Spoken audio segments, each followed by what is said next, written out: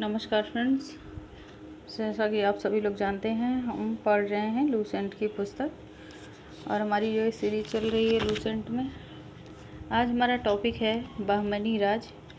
तो अगर आप लोगों ने चैनल को सब्सक्राइब नहीं किया है तो चैनल को सब्सक्राइब कर लीजिए और ये यहाँ पे विस्तृत जानकारी मिलेगी आपको। और ये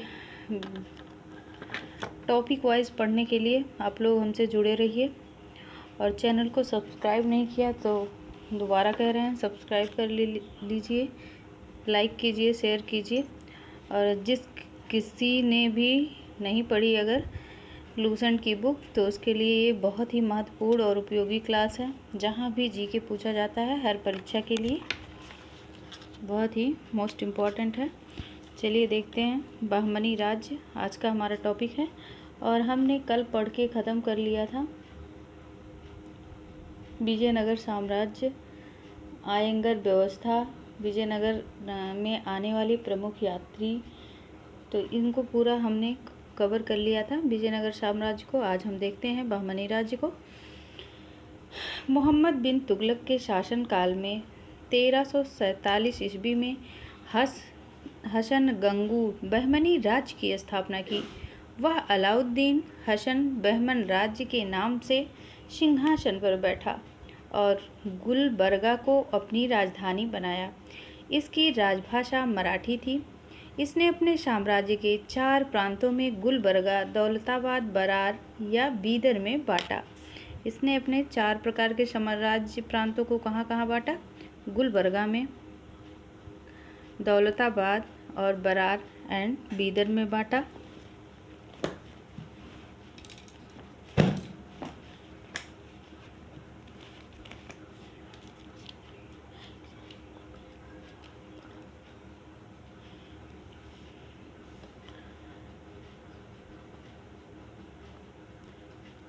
फ्रेंड फिर से देखते हैं, कुछ दिक्कत हो गई थी। मोहम्मद बिन तुगलक शासनकाल में 1347 में हसन गंगू के बहमनी राज्य की स्थापना की थी। वह अलाउद्दीन हसन बहमन शाह के नाम से शासनकाल पर बैठा और गुलबर्गा को अपनी राजधानी बनाया। और इसकी राजभाषा क्या थी फ्रेंड? मराठी थी। और इसने अपने साम्राज्य को 4 प्रांतों गुलबर्गा और दौलताबाद, बरार एवं बीदर में बांटा। इसकी मृत्यु 11 फरवरी 1358 को हो गई।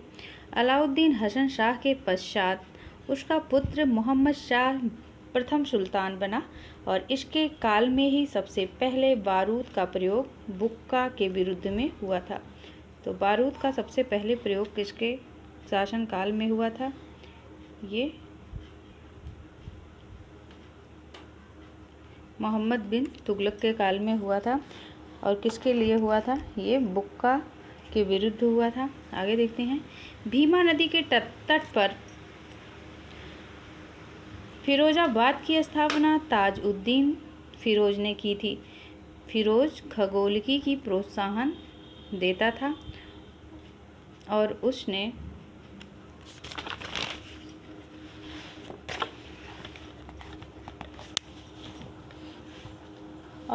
दौलताबाद के पास बैलसाला बनवाई थी। फरिश्ता के अनुसार फिरोज आरसी अरबी और तुर्की के अतिरिक्त तेलुगु, कन्नड़ और मराठी भाषा का भी ज्ञाता था। फिरोज शाह बहमनी की स्थापना सबसे बड़े कार्य प्रशासन में बड़े स्तर पर हिंदुओं को सम्मिलित करना था। चौल, दामोह इसके समय के प्रमुख बंदरगाह थे। चौल और दामोह इसके समय के क्या थे? बंदरगाह थे। प्रांतपति तरफदार के विशेष विरुद्ध, तो देखते हैं प्रांतपति तरफदार के विशेष विरुद्ध कौन कौन थे? प्रांत तरफ दौलताबाद था। विशेष इसके विरुद्ध कौन था? मसनद ए आली बरार प्रांत तरफ था और ये मजलिस ए आली इसके विरुद्ध था। बीदर आजम ये हुमायूं इसके विरुद्ध था। गुलबर्गा मालिक ए नयाब के विरुद्ध था। शिहाबुद्दीन प्रथम अहमद ने अपनी राजधानी गुलबर्गा को हटाकर बीदर में स्थापित की थी और इसने बीदर का नया नाम मुहम्मदाबाद रखा था। तो शहाबुद्दीन अहमद प्रथम ने अपनी राजधानी गुलबर्गा से हटाकर कहाँ पे स्थापित की? बीदर। और इसने बीदर का नया नाम क्या रखा था? मुहम्मदाबाद रखा था। आगे देखते हैं। मोहम्मद तृतीय के शासनकाल में ख्वाजा शाह की उपाधि समुद्रगवा ईरानी प्रधानमंत्री नियुक्त किया गया था। मोहम्मद तृतीय के आदेश पर 1482 ईस्वी में 70 वर्ष की अवस्था में महमूद गवा को फांसी दी गई। महमूद गवा ने बीदर में एक महाविद्यालय मदरसा की स्थापना कराई और इसका भवन 3 मंजिला था। किसकी स्थापना कराई थी इसने? एक महाविद्यालय, वो भी मदरसा के लिए ही था। और ये भवन जो है महाविद्यालय का 3 मंजिला था, यानी 3 फ्लोर की बिल्डिंग थी और इसमें 1000 अध्यापक और विद्यार्थी रह सकते थे। उनके भोजन और कपड़ा भी राज्य की ओर से मुफ्त किया जाता था। रियाजुल इंशा नाम से महमूद गवा के पुत्र को पत्रों का संग्रह किया। 1470 ईस्वी में रूसी यात्री निकितन बहमनी साम्राज्य बीदर की यात्रा पर आया और इस समय बहमनी राज्य पर मोहम्मद तृतीय का शासनकाल था। रूसी यात्री कौन था? निकितन। और यह बहमनी राज्य बीदर की यात्रा पर आया था। किस ईस्वी में? 1470 ईस्वी में। और इस समय बहमनी राज्य पर मोहम्मद तृतीय का शासन था। बीजापुर गोलबर्गा तराब सबसे महत्वपूर्ण में शामिल था। कलीमुल्लाह बहमनी वंश का अंतिम शासक था। बहमनी वंश का अंतिम शासक कौन था? कलीमुल्लाह। और इसकी मृत्यु के समय बहमनी राज्य 5 स्वतंत्र राज्यों में बटा और इन राज्यों से संबंधित विवरण इस प्रकार हैं। देखते हैं कि इनका क्रम से राज्य है, वंश है, संस्थापक कौन कौन से हैं और स्थापना वर्ष भी दिया गया है। तो इसे देखते हैं एक बार। बीजापुर राज्य है और इसके वंश है आदिल शाही, संस्थापक यूसुफ आदिल शाह, स्थापना वर्ष इसका 1489 ईस्वी है। अहमदनगर और इसके वंश है निजाम शाही, संस्थापक हैं मलिक अहमद और स्थापना वर्ष 1490 ईस्वी।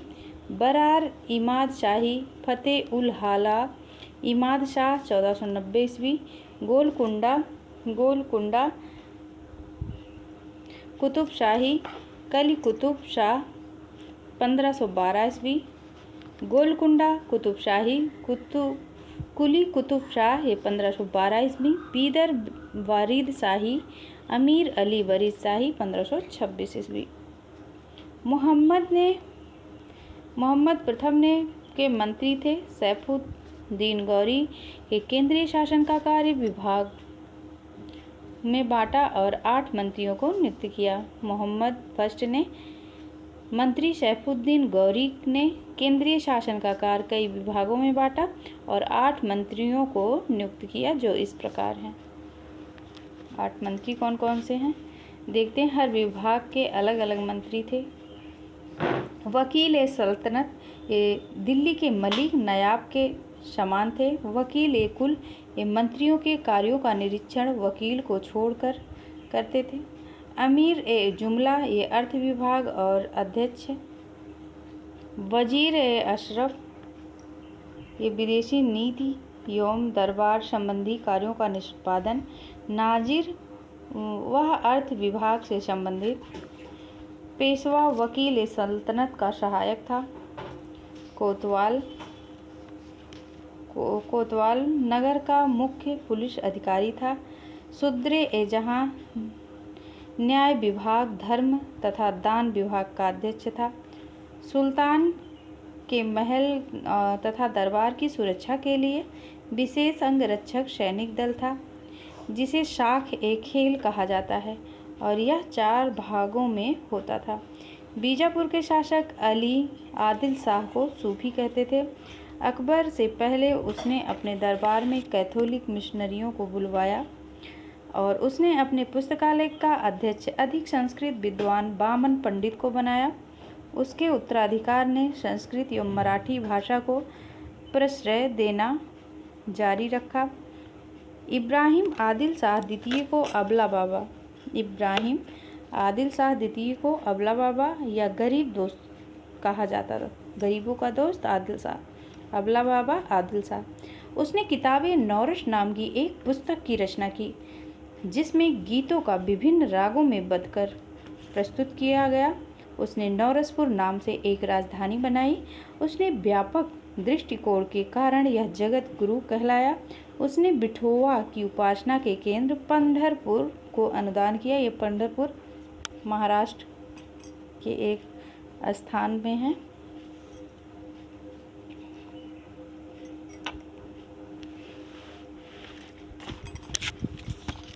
मोहम्मद शाह कुली कुतुबुश शाह 1591 हैदराबाद के बीच 4 मीनार बनवाई और इसमें चारों दिशाओं में 4 ऊंचे मेहराब जो 4 मंजिली हैं। मेहराब वो गोल सा जो बना रहता है, इस टाइप का, मैं बता दे रही हूँ आपको किस टाइप का उसका बना रहता है। वो इस टाइप के दरवाजे जो बने रहते हैं घर के, तो इस तरह की मेहराब इसे कहते थे, आप समझ जाएंगे। तो मोहम्मद कुली कुतुबुश शाह 1591 में हैदराबाद के बीच 4 मीनार बनवाई और इसके चारों ओर 4 मेहराब है बनवाई जो 4 मंजिली है और उस जिनके प्रत्येक की ऊंचाई 48 मीटर हैदराबाद शहर के कुली कुतुबुश शाह ने बसाया था। हैदराबाद शहर को किसने बसाया था, ये महत्वपूर्ण है फ्रेंड, ये देख लीजिए। ये कुतुबुश शाह ने बसाया था।